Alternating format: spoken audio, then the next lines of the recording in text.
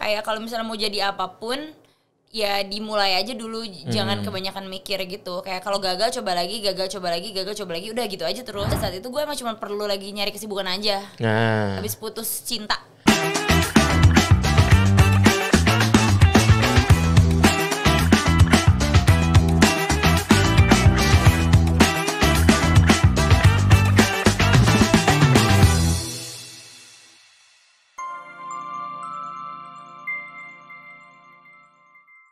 Halo teman-teman talenta muda semuanya, kembali lagi bersama saya Bro Lutfi di Talent Podcast episode ke-7. Tepuk tangan dulu dong. Jadi sekarang kita di studio udah bersama dengan Caca Taib. Halo, rame ya studionya. Iya, rame banget ini. Ini pendukung-pendukung masih ada di tribun-tribun ini yang nggak kelihatan gitu. Iya.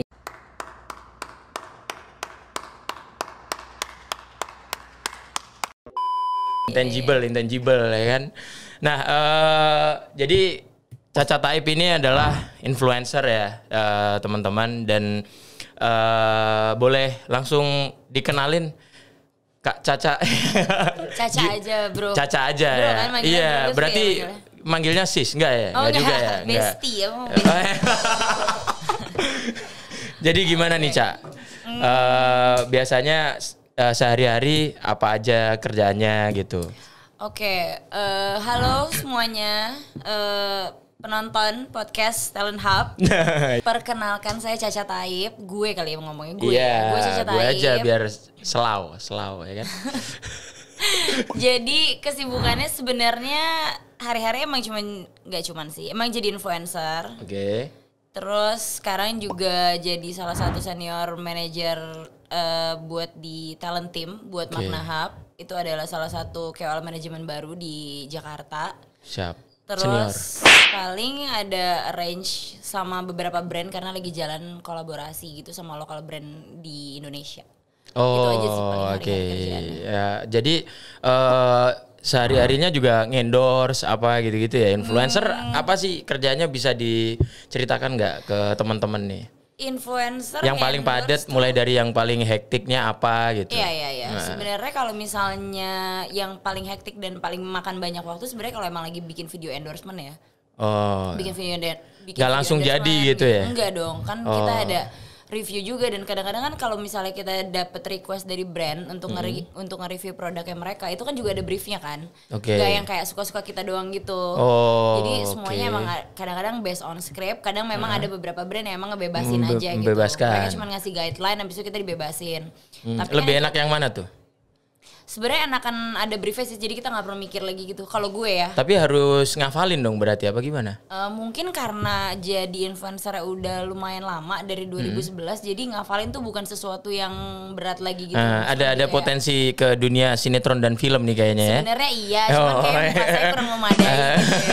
Boleh masih terlalu humble nih kayaknya ya. Belum panas ya. Belum dikeluarkan semua bakat-bakatnya ya. Belum jangan nanti kasihan yang baru-baru. Oh iya. Kasih kesempatan yang lain ya gitu. Oke.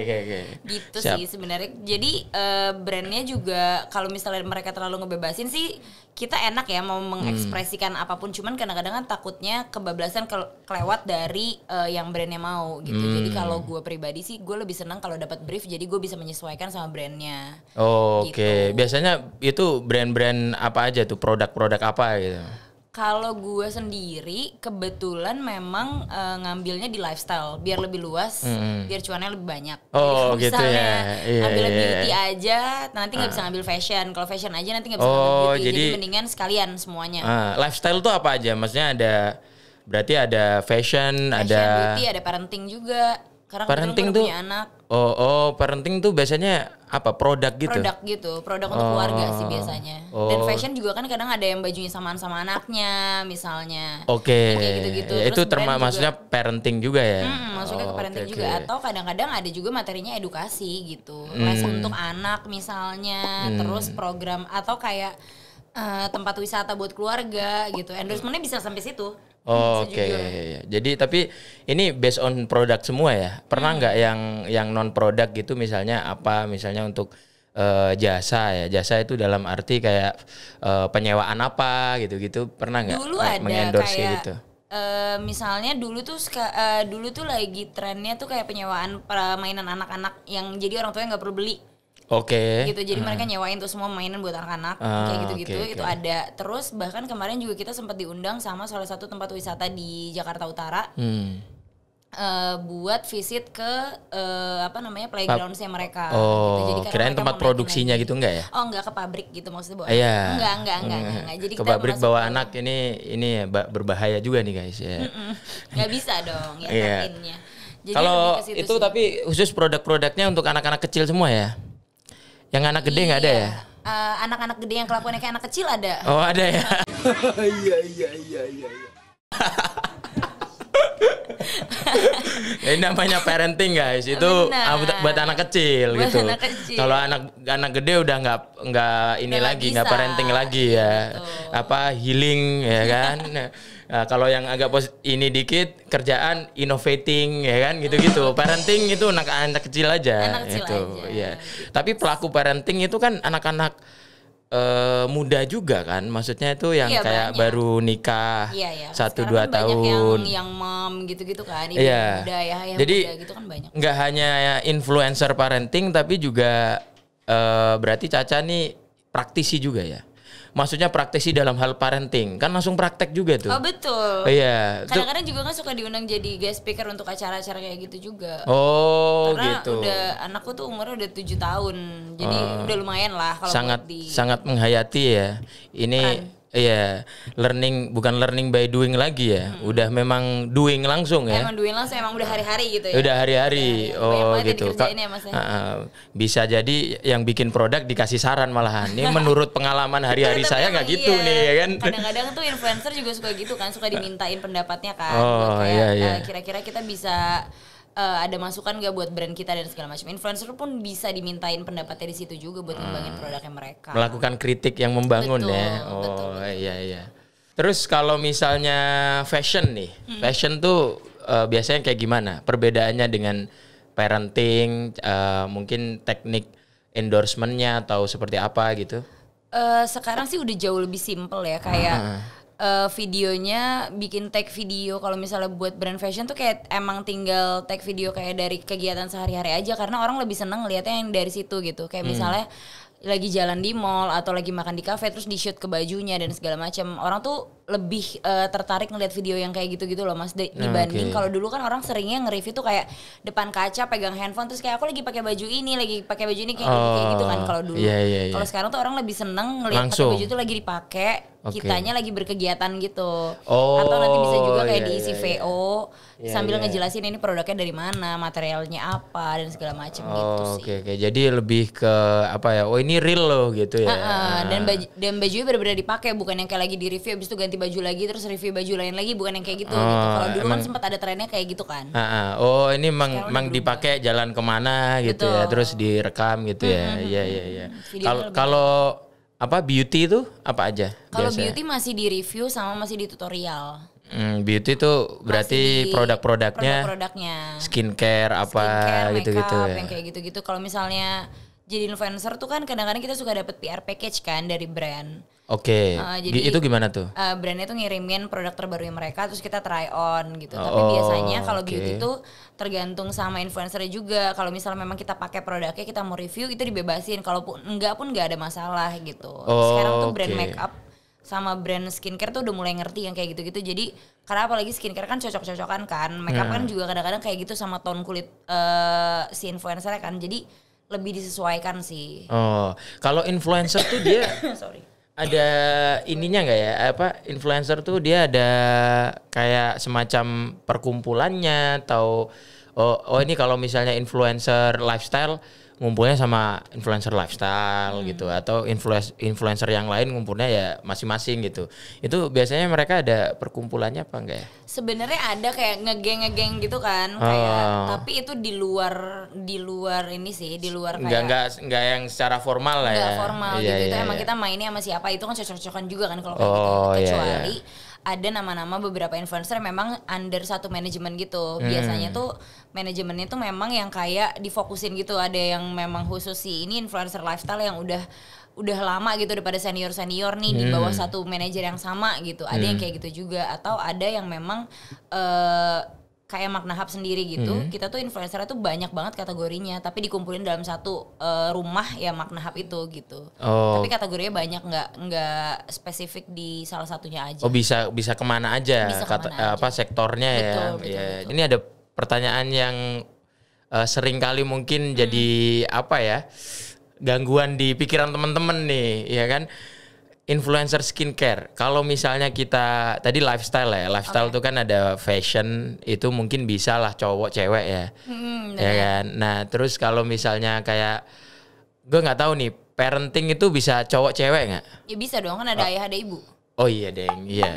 Jadi ayahnya suka malu, suka introvert ya. Kayaknya lebih banyak ibu ya. Kalau udah tahu menikahi influencer biasanya lama-lama ke bawah. Oh, ke bawah gitu. Ya. Oh iya. Jadi model juga kadang-kadang.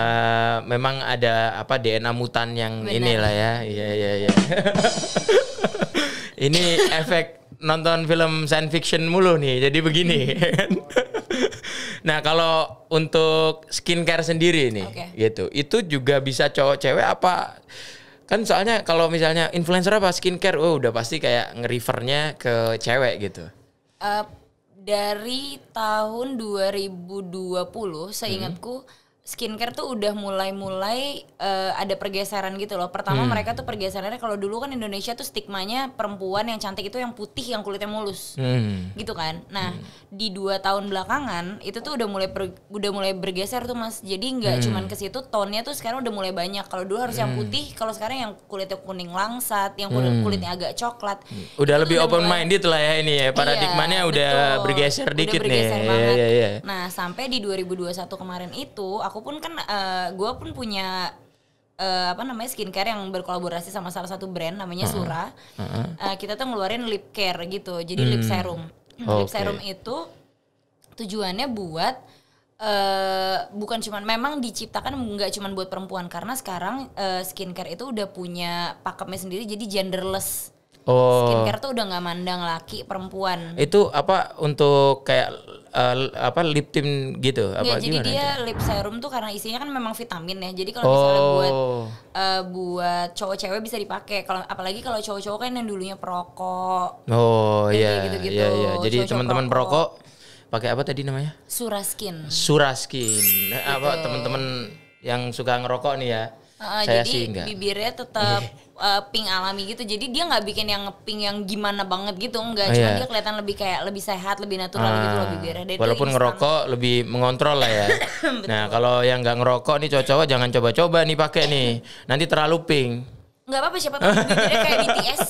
Kayak personil BTS gitu kan. Kalau memang kulitnya bersih putih cowok ya kan nggak apa-apa kayak BTS nih. Kalau misalnya ya kan kayak misalnya agak gelap nih, bibirnya pink kan agak kontras gitu. Terlalu kontras ini kan.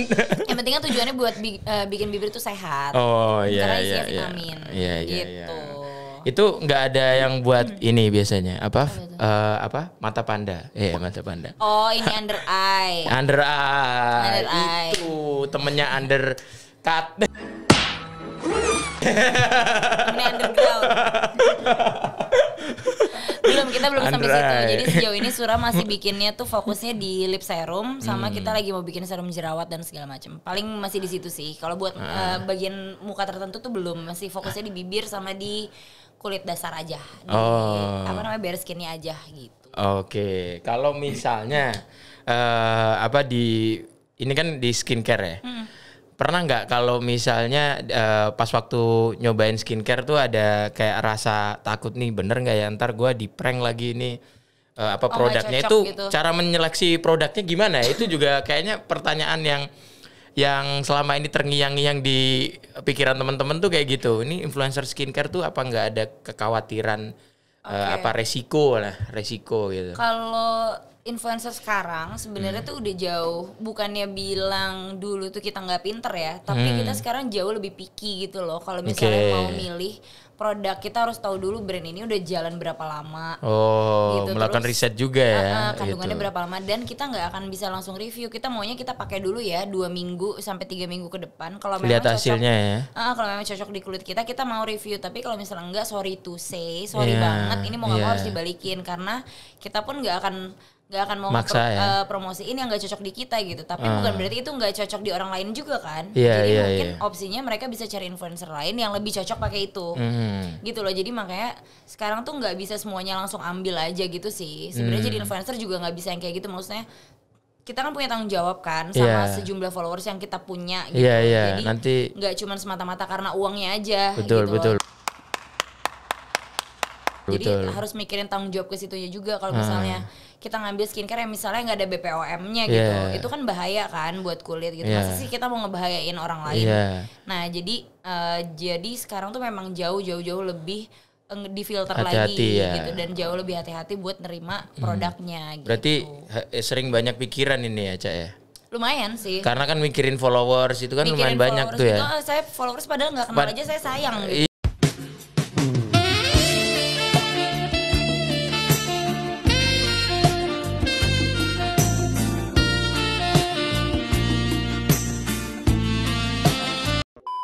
Iya. Saya jagain gitu. Padahal yang followersnya dikit tuh mikirin juga pengen punya followers banyak. Iya kan? Followers banyak tuh bukan mungkin orang nggak tahu ya kalau influencer lain. Kalau gue pribadi sih ngeliatnya bukan jadi beban juga, tapi lebih jadi kayak tanggung jawab gitu loh. Secara nggak langsung beban lah ya. Anggap aja begitu. Enggak juga ya? Enggak juga sih.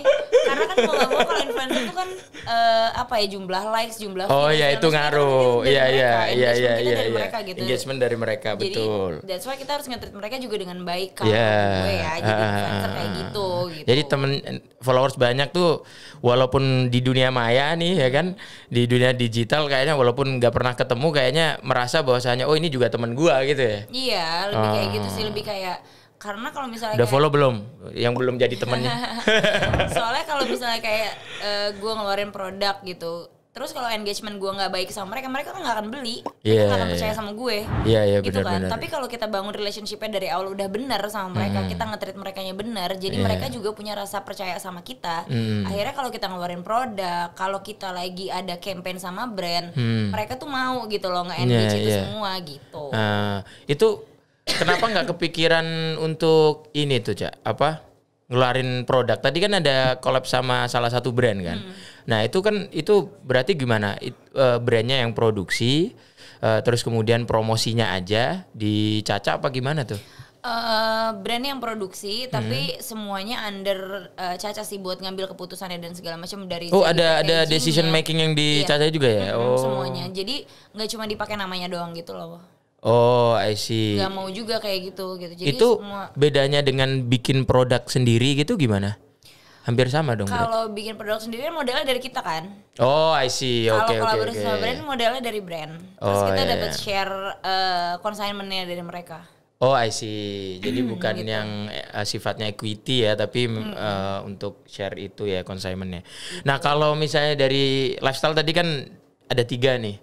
Yang paling sering di antara 3 itu? Gue pribadi paling sering fashion sih. Fashion ya? Itu produknya apa? Misalnya kayak sekarang baju. Tuh kan pasar hijabers gila banget kan. Kayak dari baju, kerudung, bros, sampai bros yang kecil-kecil aja. Terus kayak aparel lah gitu ya. Itu jauh lebih banyak dan daripada yang baju gitu ya. Hampir aksesoris sejatuhnya ya. Aksesoris sama dan baju aparel. Sih. Aksesoris sama aparel sih sebenarnya jauh lebih banyak. Nah, mereka tuh dari semenjak gue jadi influencer 2010-2011 sebenarnya memang orang lebih kenalnya ke situ karena gue pertama kali bisa dikenal orang itu awalnya dari blognya itu memang blog fashion khusus hijabers gitu. Kayak kalau sekarang kan hijabers udah bisa fashionable banget kan karena udah banyak banget fasilitasnya gitu dan marketnya juga udah luas banget. Era gue dulu ngeblog 2011 itu nggak kayak sekarang, jadi orang tuh masih perlu inspirasi gitu loh, kayak gue pakai baju apa ya gitu, kayak hijab tuh dulu kayak yang boring banget bajunya gitu. Kalau sekarang banyak modelnya ya, banyak pilihannya ya. Banyak pilihannya, jadi memang dari dulu tuh lebih banyak kalau untuk lokal brand emang lebih banyaknya ke si brand hijab itu nempelnya di gue. Di fashion tuh emang masih jauh lebih dikenal di situ gitu. Oke, berarti apa dulu yang lagi boomnya apa hijabers, komunitas hijabers itu juga. Jadi berarti kalau misalnya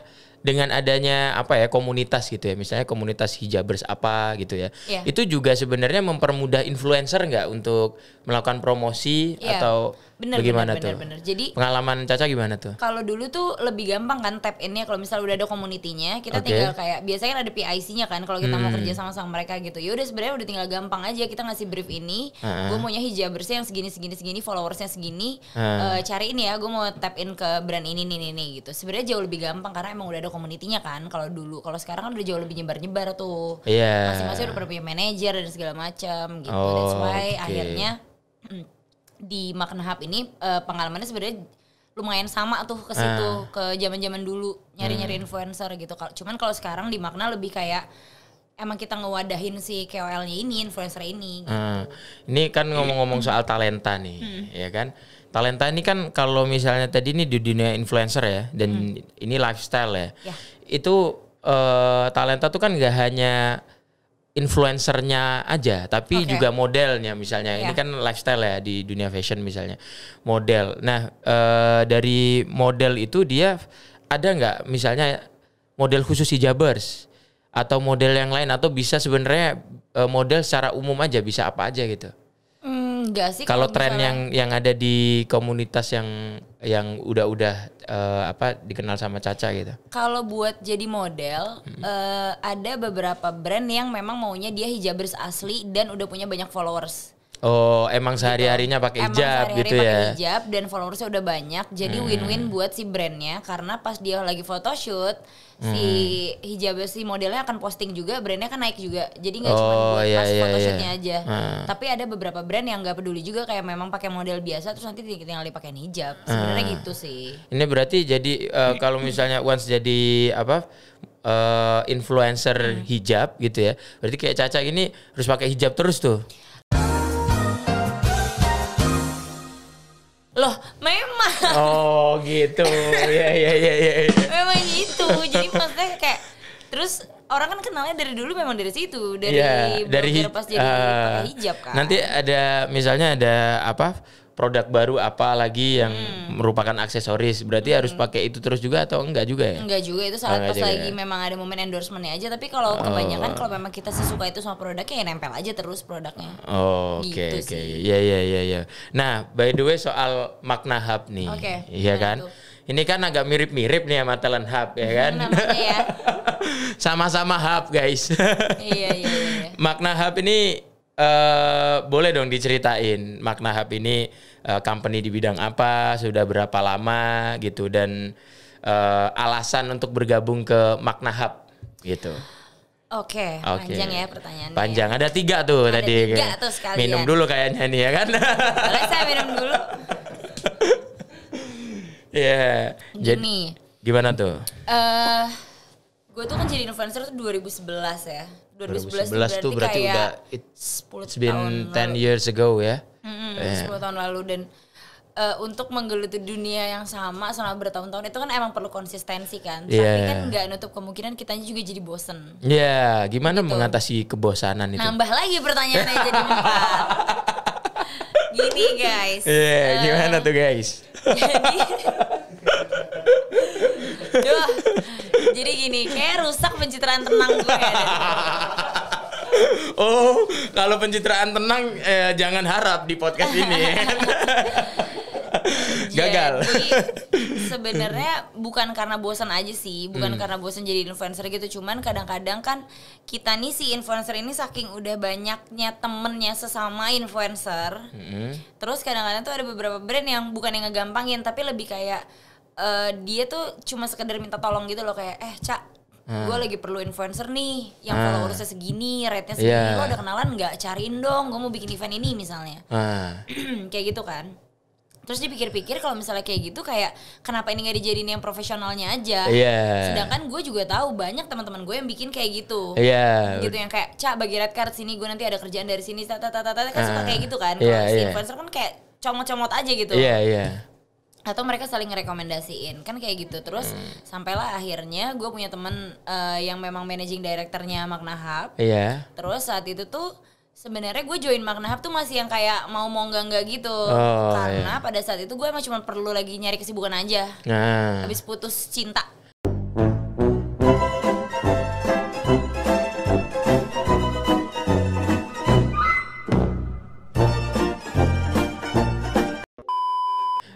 Oke, siap. Emang gue lagi pengen move on, terus gue nyari kesibukan gitu sebenarnya. Oh, begitu ya.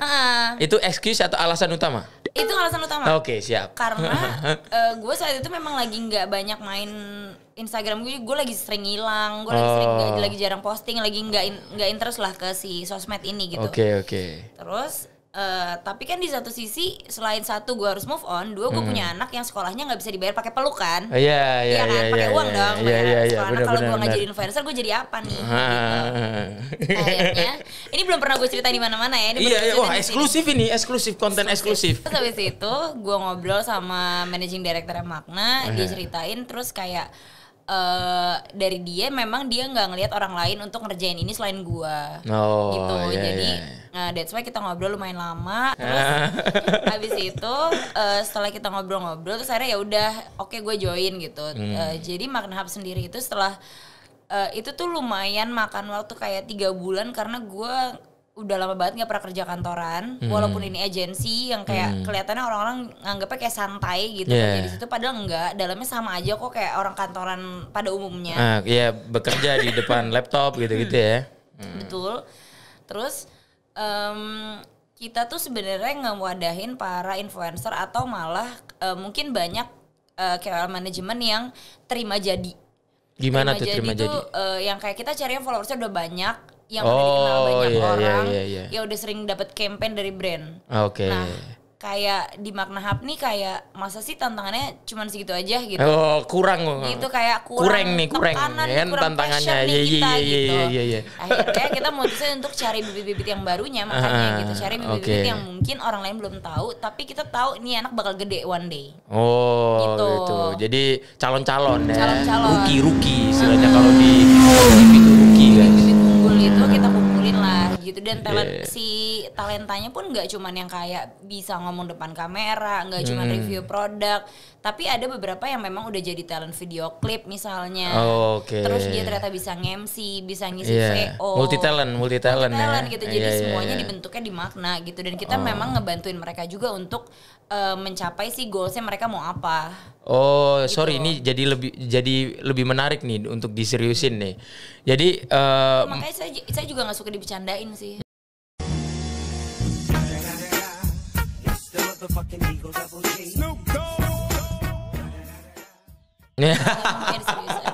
Wah, sayang sekali ini harus bercanda-bercanda. Terus kalau di Magna tadi kan dia yang mulai dari calon bibit-bibit yang baru awal-awal gitu ya, sampai kemudian dia jadi influencer beneran lah ya.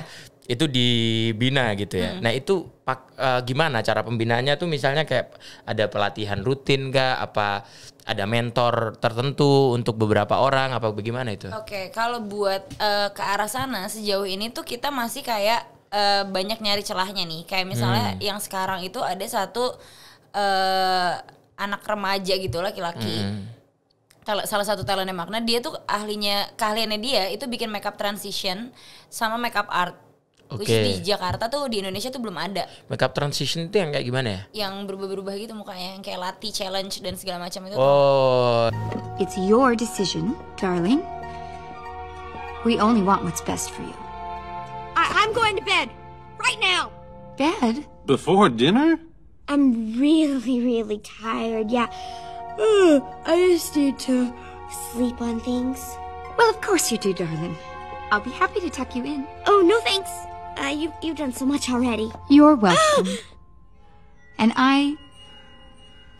we aren't worried at all, darling. Soon you'll see things our way. Iya. Kayak gitu-gitu. Mukanya berubah-berubah guys, agak serem juga nih. Kayak muka dua gitu. Terus dia tuh bisa makeup yang kayak badut yang serem gitu.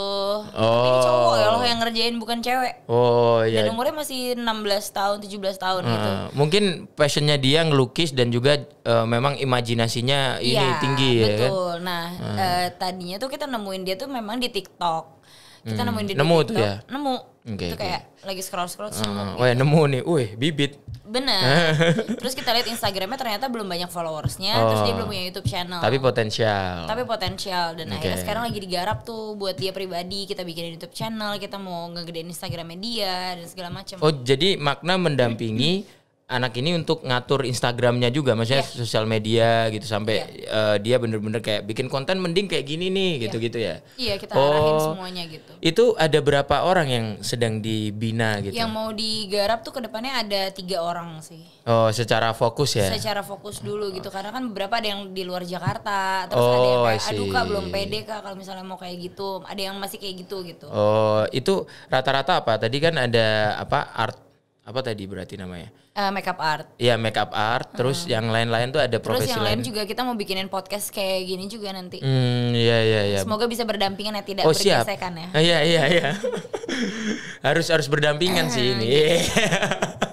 Gitu nah, kalau teman-teman itu tapi nggak ada yang kayak misalnya rutin training apa itu nggak ada ya? Oh, sejauh ini belum ke situ karena kan semuanya masing-masing punya kesibukan juga kan si talent ini gitu kan. Jadi kita masih nyesuaiin juga, dan sebelum kita ke arah sana tuh biasanya kita tanya persetujuan mereka dulu juga. Mereka maunya kayak gimana gitu. Tapi biasanya keuntungannya Makna Hub untuk membina tuh apa dong? Maksudnya kayak mungkin nanti make a deal for apa project apa? Iya, ke depannya kita mengharapkannya justru ke situ juga ya, nggak menjadi talentnya Makna Hub lah. Iya, kita juga nggak mau munafik, pasti kan Makna juga punya goals tertentu kan. Kalau one day anak ini udah besar gitu, atau kayak channel yang kita bikin ini udah gede gitu kan, kita juga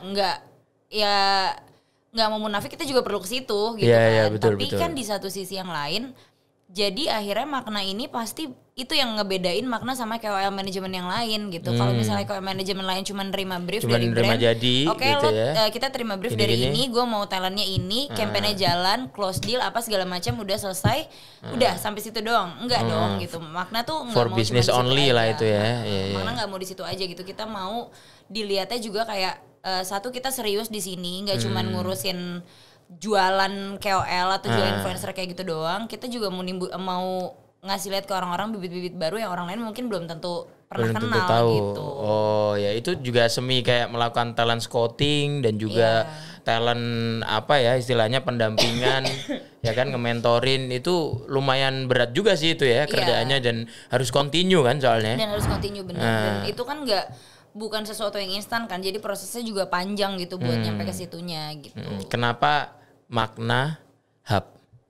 Namanya. Iya, tahu nggak kira-kira? Kalau nama tuh sebenarnya memang udah ada dari pas gua masuk. Oh, jadi itu keputusannya setelah dari CEO. Setelah 4 bulan tadi ya baru masuk ya. Oh. Dari CEO dan dari managing Berarti director. nanti kita tanyanya ke managing director Makna Hub, guys. Siapa tahu ini kan ada apa ya, telepatinya sebenarnya sama Talent Hub, masih saudaraan cuman nggak ketemu pas waktu kecil ya kan. Kali aja gitu ya kan. Tapi memang nama itu didasarin sama Makna ini mau jadi kayak creative playground lah buat si kolaboratif creative playground. Playground itu nggak hanya untuk anak kecil loh ya. Enggak dong. Anak gede bisa. Anak gede kan masih pengen main-main kan kadang-kadang. Main-mainnya kayak apa? Main-mainnya yang berkarya, yang berkreasi kayak di Makna ini. Oh, gitu. Yang bermakna ya. Bermakna. Oke. Itu spellingnya Makna Hub atau harus Magna Hub? Makna Hub. Oh, harus pakai. Tergantung lidahnya kayaknya. Tergantung lidahnya. Kalau lidahnya fasih pakai Gon itu ya. Magna Hub ya. Magna. Gitu, bro. Gitu. Oke. Nah, sekarang terakhir nih sebelum kita closing nih, Cak. Okay. Buat talenta-talenta yang mungkin lagi belajar untuk jadi influencer atau jadi supporting system kaitannya dengan pekerjaan influencer ya. Misalnya jadi produsen skincare lah, atau yang lagi bikin hijab gitu ya, yang lagi berusaha lah di luar sana. Kira-kira ada saran-saran nggak? Atau tips atau apapun itu yang mau disampaikan? Kadang-kadang jadi influencer tuh orang-orang mikirnya justru itu goalsnya gitu ya. Goals gue pengennya jadi influencer gitu, tanpa tahu kerjaan influencer tuh kayak gimana di belakangnya, sama nggak sih berdarah-berdarahnya sama kayak yang dilakuin sama orang lain gitu. Padahal kalau menurut gue setiap orang tuh bisa jadi influencer gitu loh, nggak harus followers lo banyak, nggak harus kayak looks lo bagus banget, harus oke banget, harus gimana banget, sebenarnya enggak gitu. Jadi lo tetap bisa jadi influencer gimana pun keadaannya, dan itu nggak mesti dengan orang, nggak mesti jadi orang yang followersnya banyak gitu. Kayak gue gini bisa ya? Bisa dong, lo bisa menginisiasi. Potensial misalnya, apa sial doang nih kalau gue gini? Iya. Gue agak-agak gimana gitu, kayak takut belum beres terus gue udah diusir. Lebih ke situ sih mas sebenarnya, maksudnya nggak perlu terlalu fokus untuk jadi influencernya, tapi gimana caranya apa yang pengen lo capai goalsnya itu bisa tetap lo lakuin tanpa ngeliat kanan kiri gitu loh. Lo nggak perlu ngeliat orang lain pencapaiannya kayak gimana, lo fokus sama pencapaian yang mau lo tuju aja gitu. Siapa tahu misalnya lo bikin kayak tadi Bro Lutfi bilang kan, kayak misalnya fokusnya mau jadi produsennya kah, mau jadi pengusaha di balik layar, kayak nanti pun akan bisa kerja sama jadi influencer gitu. Dan sekarang tuh juga banyak kayak owner brand yang akhirnya mereka juga bergeser jadi influencer juga gitu. Karena kebiasaan untuk mempromosikan produknya sendiri juga ya. Gitu sih sebenarnya. Kayak kalau misalnya mau jadi apapun ya dimulai aja dulu, jangan kebanyakan mikir gitu. Kayak kalau gagal coba lagi, udah gitu aja terus. Ini gitu. Pesannya kayak podcast kemarin ini, mulai dulu pasti ada jalan. Oh itu salah satu brand yang namanya Aipo ya? Namanya Aipo ya brandnya.